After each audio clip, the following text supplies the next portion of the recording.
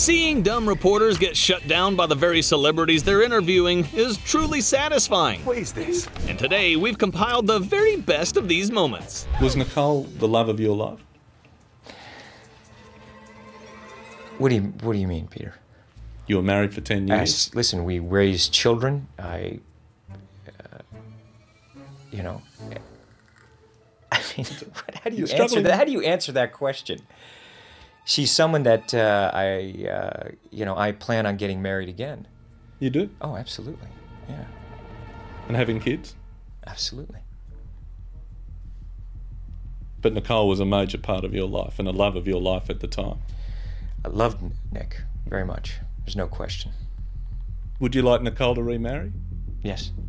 I want Nicole to be happy. And do you have a relationship where you talk, it's a parenting relationship, and talk professionally about each other's work? Listen, here's the thing, Peter. Yeah. You're stepping over a line now. You're stepping over a line. You know you are. Put your manners back in.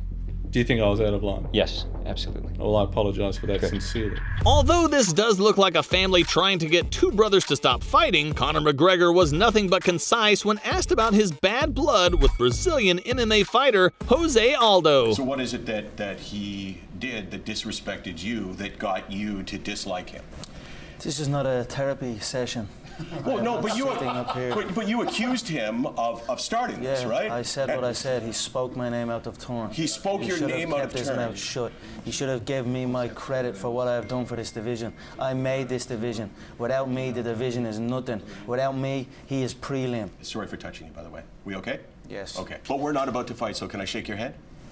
Yeah. Thank you very much. Appreciate it. Being a comedian may be fun, but it does come at a cost. Ask me about my winner! There's a fine line between laughing with someone and laughing at them, and some reporters just don't quite get it. Hollywood star Jonah Hill has often found himself on the receiving end of rude comments. First of all, you smell good, which is surprising.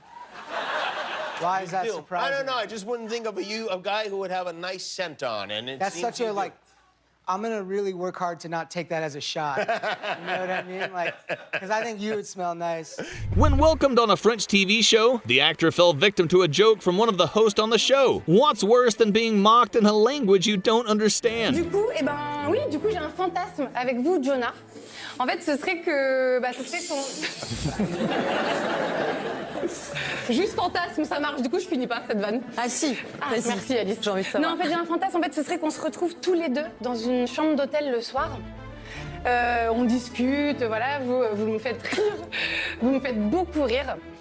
Et là, d'un coup, vous ramenez vos potes DiCaprio et Brad Pitt. Et vous partez.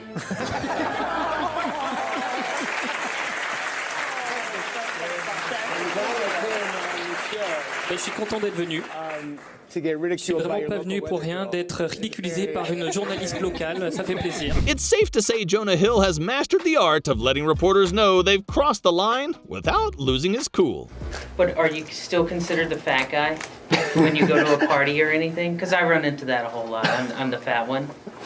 So are you the fat guy in Hollywood still, or is everybody like look at you and they're like, oh wow, this is great, now you're healthy? Do you have any other questions that are smart? There are many things you can ask somebody on a talk show, but this is not one of them. Aren't you supposed to be in rehab now? Do you not watch anything that goes on? I do. Tabloid now? Now here's what May 2nd. I was under the May 2nd. Yes. And how long will you be in rehab? 3 months. How many times have you been in rehab? Several. And how will this time be different? What are they rehabbing, first of all? What is on their list? What are they going to work on when you walk through the door? We didn't discuss this in the pre-interview. No. Is it like alcohol? Do you drink too much? We've discussed this in the past. Did we really? When did we discuss? Well, because I'm the one who's having the blackouts. So now, when you go to the rehab, what do they do? We're here for a movie. All right, Come on now. No, okay, we'll talk about the movie. I've been here since I was 7. 7 years old. How many times do you think you've been here? I wouldn't know. I'll have to find out in rehab. Despite all this, Lindsay Lohan responded to the remarks perfectly and showed no lingering resentment following her intense discussion with David Letterman. You responded so well to David. How do you feel he treated you? I love him. I've known him since I was 7 years old. I was first on the show. So I respect and appreciate him. Ever been put on the spot? Not the easiest place to be, is it? Matthew McConaughey demonstrates just how to handle that situation when Joy Behar tried to humiliate him on her own show. Most useful. Let me go through Do you this think you part of could my get time. elected in Texas being anti-gun? Do I think I could get elected in Texas being anti-gun? One thing about if me in politics is to give you a direct statement right there is be playing a game that I'm not interested in playing. Okay, To give you a direct statement right there. From press conferences to post-match interviews, tennis players are among the most interviewed celebrities worldwide. And if you're anything like the legendary figure Novak Djokovic, there's no room on your schedule for bad questions. Your post-match reaction, speaking about some members of the crowd being disrespectful, on reflection, how do you feel now?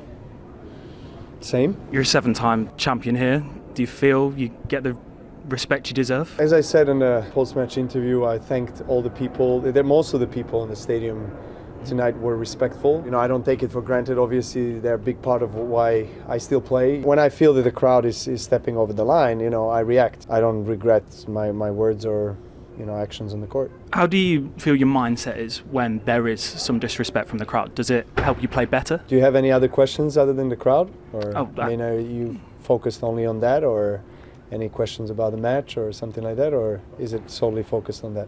Well, your immediate reaction after was Well, I mean, this is the third question already. I mean, I said what I have to say. What's it been like to be something of the bad guy chasing after Roger and Rafa all these years? I'm not chasing anybody. I'm making my own path and my own journey, and privileged to be part of the history of this sport that I love. Despite hosting one of the most famous talk shows of all time, Ellen DeGeneres has often got a lot of backlash for times she crossed the line. Humor is a delicate game, and when someone tries to be funny at the expense of a mother's son, just hope it's not Celine Dion you're messing with. I'm not too much into politics stuff. All right, well, it seems like you're busy with something because you're forgetting to cut your son's hair. Look at him. He is beautiful, but look at his hair. When are you going to cut that hair? Do you have a problem with that? No, I don't have a problem. That is some long hair. You know, I have to say, it's amazing, right? Some people shave the head of their children. And people say, oh, isn't that terrible? Well, I don't even cut my son's hair, and they say, oh, my God, when is she going to cut her son's hair? Right. You know, I've asked him about 25 times, if not 5 million. Do you want Mommy to open your face a little bit? Do you want me to open your eyes? You have beautiful eyes. Right. Do you want me to cut just trim? Just trim a little bit, you know? And no. When he's ready, I'll cut it. And then when I cut, they say, oh, you know what? It's a little too short. Yeah. And if that wasn't enough to put Ellen in her place, let's give it up for American actress Dakota Johnson. You turned 30. I did. And how was the party? I wasn't invited. Actually, no, that's not the truth, Ellen. You were invited. Last time I was on the show, last year, you gave me a bunch of about not inviting you, but I didn't even know you wanted to be invited. Well, who doesn't want to be invited to a party? Well, I didn't even know you liked me. Of course I like you. You knew I liked you. You've been on the show many times, and don't I show like? Yeah, you do. Yeah. But I did invite you, and you didn't come. So. This time you invited me? Yeah. Are you sure? Yeah. How do you know? I don't think so. Ask everybody. Ask Jonathan, your producer. Who said you were? I was he's invited? right there. Why didn't I go? I don't know. Was it? Oh yeah, I had that thing. Do you find it hard for celebrities to talk to media about their sexuality? What on earth are you on about? Most of us prefer to keep our personal lives private, but for celebrities like Tom Hardy, it's not always that easy. You'll often find people asking questions like these. I was wondering if you find it difficult for celebrities to talk about their sexuality. I don't find it difficult for celebrities to talk about their sexuality. Are you asking me about my sexuality? Sure. Why? Why? Thank you. Okay.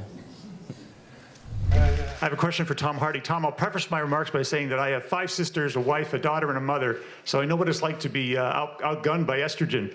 But I just wanted to ask you, as you were reading the script, did you ever think, why are all these women in here? I thought this was supposed to be a man's movie. No. Not for 1 minute. Good for you. That's kind of obvious. If you've never seen Gordon Ramsay lose his cool over food, you might be living on another planet. And you perform like idiots. Yes, chef. Get a grip. Yes, chef. But what happens when someone complains about a well-done steak from Gordon Ramsay's own restaurant? It's really weird for you to give me a piece of paper, and when you say, am I satisfied that it's a good steak, you have to be a little bit more honest with me on that one. What are you trying to get at? The guy that had that steak said that it was dry, it was flaky, it was terrible, essentially. You asked for the steak to be cooked well done. And is that a well done steak? Oh, come on, what is this? I mean, where can you, I mean, keep on rolling. For legal reasons, this is absolutely crucial. But how sad is this, that you asked for a steak to be cooked well done, okay? Now, whatever quality of beef it is, it's gone past any form of taste when you've cooked it well done. So you present me with a picture, God bless you, and you say, is that right? I don't eat steak well done. That's your prerogative because you're the customer. But unfortunately, you're never going to identify the quality of a beef when the steak is well cooked. So I'm really sorry to piss on your bonfire, but it's a bit of a stupid question. Thank you. Can I give you a paper back? Yeah. Oh my God. Thank you very I thought it was an intelligent interview. American reporter Jerry Penacoli asked the same question so many times that Anne Hathaway started to get concerned. You had to make sure you were in perfect shape for this one, didn't you? It wasn't about being in perfect shape, it was about being able to do the stunts and the fighting perfectly. Is there a certain regimen you put yourself through in terms of the diet, the workout? What is the feline fitness regime? A lot. It's all the boring stuff that no one ever wants to do. It's just watch what you eat and get yourself to the gym. Any particular workout? Are you trying to lose weight? Well, like, what's the deal, man? You look great. No. No, seriously. We have to talk about this. What do you want? Are you trying to fit into a cat suit? This was the moment Michael B. Jordan had a run-in with a former classmate during a screening of Creed 3 in Atlanta. The actor confronted the woman who had previously called him corny on her podcast. And we know each other. We go way back all the way to Chad Science in Newark, okay? Corny kid, right? No, I did not say that. Misquoted for sure. No, you did not hear me say I said we used to make fun of the name. But yeah, he is obviously killing things out here. Flirting with a famous actress like Sandra Bullock is no easy feat, and this interviewer isn't exactly nailing it. Did I mention you have a nude scene in this movie? Pretty much from the time you opened your mouth. Yeah. Sandra Bullock. Come back more often. No, not after this interview. And neither is this guy. I don't know if there's a man alive who's not in love with you in some way. You're so silly. You know what am I really? You're a silly No, man. I'm not silly at all. You're a silly man in a checkered shirt. I am not. Wow. You know, I think you're flirting with me. I'm kidding. Oh, dude. When will reporters learn? Most actors don't want to spend an interview discussing their bodies. Christina Hendricks made that crystal clear to this Australian reporter. You have been an inspiration as a full-figured woman. What is the most inspiring story that you can remember where you've inspired someone? I don't know. I don't know. I've gotten. I'm sorry. You've been known as an inspiration for women as being a full figure. What is the most? I mean, you just said it again. It's just sort of.